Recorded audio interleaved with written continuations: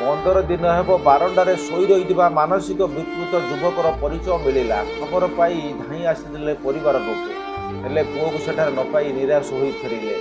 15 ଦିନରୁ ଉର୍ଦ୍ଧ୍ୱ ହେବ ଜଣେ ମାନସିକ ବିକୃତ ଯୁବକ ଭଦ୍ରକ ଜିଲ୍ଲା ବଅନ୍ତ ଥାନା ନୀଳକ ପଞ୍ଚାୟତ ଅଧୀନ ବାଲିଗଡ଼ିଆସ୍ଥିତ ଠାକୁରାଣୀଙ୍କ ପୀଠସ୍ଥଳରେ ନ ଖାଇ ନ ପିଇ ଶୋଇ ରହିଥିଲା। ନିଜର ପରିଚୟ ସଠିକ୍ ଭାବେ କହିପାରୁନଥିଲା। ବହୁ ପଚରାଉଚରା ପରେ କେବଳ ସେ କେନ୍ଦୁଝର ଜିଲ୍ଲାର ଲୋକ ବୋଲି କହିଥିଲା। ତାର ବୟସ 20ରୁ 25 ବର୍ଷ ମଧ୍ୟରେ ହେବ ବୋଲି ଅନୁମାନ କରାଯାଉଥିଲା। ସମ୍ପୃକ୍ତ ଯୁବକର ଏପରି ଅବସ୍ଥା ଦେଖି ଗ୍ରାମର କିଛି ବଦାନ୍ୟ ବ୍ୟକ୍ତି ସମ୍ପୃକ୍ତ ଯୁବକକୁ ଡାକି ଖାଇବାକୁ ଦେଇଥିଲେ। ଏ ନେଇ ଜୁନ୍ 12 ତାରିଖରେ ଗଣମାଧ୍ୟମରେ ଖବର ପ୍ରକାଶ ପାଇଥିଲା। ମାତ୍ର ଖବର ପ୍ରକାଶ ପାଇବାର ପରଦିନ ସମ୍ପୃକ୍ତ ଯୁବକ ଜଣକ ସେ ସ୍ଥାନରୁ କେଉଁଆଡ଼େ ପଳାଇ ଯାଇଥିବାର ଦେଖାଯାଇଥିଲା। ଏ ପରିପ୍ରେକ୍ଷୀରେ ଖବର ପାଇ ବୁଧବାର ଦିନ ପରିବାର ଲୋକେ ବାଲିଓଡ଼ିଆ ଗ୍ରାମରେ ପହଞ୍ଚି ଶୁଣିବା ବେଳକୁ ପୁଅ ସେଠାରେ ନଥିବା ଜାଣିବାକୁ ପାଇଥିଲେ।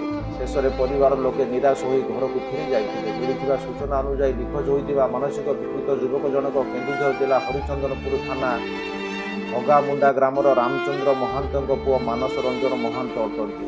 ତାଙ୍କର ବୟସ 24 ବର୍ଷ ହେବ। ଗତ 2024 ମସିହା ଜୁନ୍ 29ରେ ସେ ଘରୁ କେଉଁଆଡ଼େ ଚାଲି ଯାଇଥିଲେ। ବହୁ ଖୋଜାଖୋଜି ପରେ ତାଙ୍କୁ ନ ପାଇ 8 ଦିନ ପରେ ପରିବାର ଲୋକେ ହରିଚନ୍ଦନପୁର ଥାନାରେ ଅଭିଯୋଗ କରିଥିଲେ। ସେହି ଦିନଠାରୁ ପରିବାର ଲୋକେ ଆଉ ପୁଅକୁ ପାଉନାହାନ୍ତି। ଏବେ ଗଣମାଧ୍ୟମରେ ଖବର ପ୍ରସାରିତ ହେବା ପରେ ପରିବାର ଲୋକେ ପୁଅକୁ ନେବା ପାଇଁ ଦୌଡ଼ି ଆସିଥିଲେ, ହେଲେ ପୁଅକୁ ପାଇଲେ ନାହିଁ। ପରିବାର ଲୋକଙ୍କ କହିବା ଅନୁଯାୟୀ 2014 ମସିହାରେ ମାନସ ଭଗାମୁଣ୍ଡା ଆଶ୍ରମ ସରକାରୀ ଉଚ୍ଚ ବିଦ୍ୟାଳୟରେ 9ମ ଶ୍ରେଣୀରେ ପାଠ ପଢ଼ୁଥିବା ବେଳେ ତାଙ୍କର ମାନସିକ ବିକୃତି ଦେଖାଯାଇଥିଲା। ପ୍ରଥମେ ତାଙ୍କୁ କଟକ ପରେ ରାଞ୍ଚିସ୍ଥିତ ଡେଭିସ୍ ହସ୍ପିଟାଲକୁ ଚିକିତ୍ସା ପାଇଁ ନିଆଯାଇଥିଲା। ସେଠାରେ ସେ 2.5 ମାସ ଚିକିତ୍ସିତ ହୋଇ ଘରକୁ ଫେରିଥିଲେ।